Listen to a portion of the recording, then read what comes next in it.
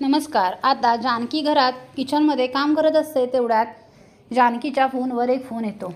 तेव्हा जानकी विचारते कोण बोलतंय। तेव्हा तो तिकडून माणूस म्हणतो मी तुमचा शुभचिंतक बोलतोय। जानकी म्हणते कोण?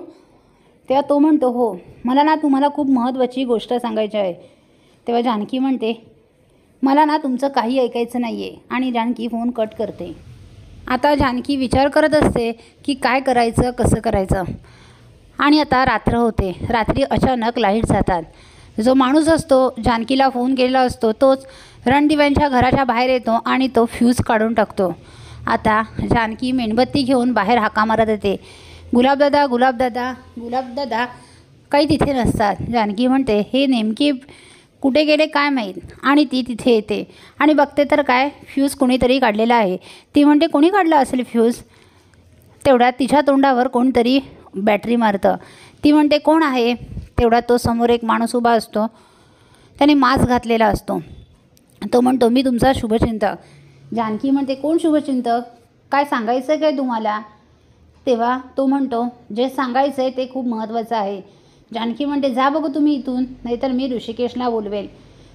तेव्हा तो माणूस म्हणतो अशी चूक पण करू नका, मी सांगणार आहे ते तुमच्यासाठी खूप महत्त्वाचं आहे। तेव्हा जानकी म्हणते काय सांगणार आहात? तेव्हा तो माणूस म्हणतो तुमच्या घरात जी बाई राहते पार्वती म्हणून, ती पार्वती नाहीच आहे, तर तिचं खरं नाव आहे लता, लताबाई आहे ती। ते ऐकून जानकीला धक्काच बसतो आणि तो माणूस इथून निघून जातो। आता दुसऱ्या दिवशी सकाळी जानकी मुद्दाम ओ लताबाई असं म्हणते।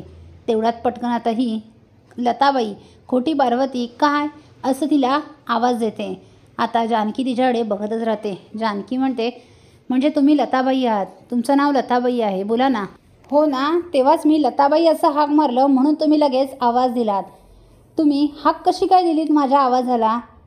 म्हणजे तुम्ही लताबाई आहात, तुम्ही पार्वती आई नाही आहात, तुम्ही खोटं बोलताय। यावरूनच सिद्ध होतं आहे तुम्ही का असं केलं आणि का असा खोटेपणा केलात, का तुम्ही पार्वती आईचं नाटक करून इथे आलात। मुळात तुम्हाला हे कोणी करायला सांगितलं?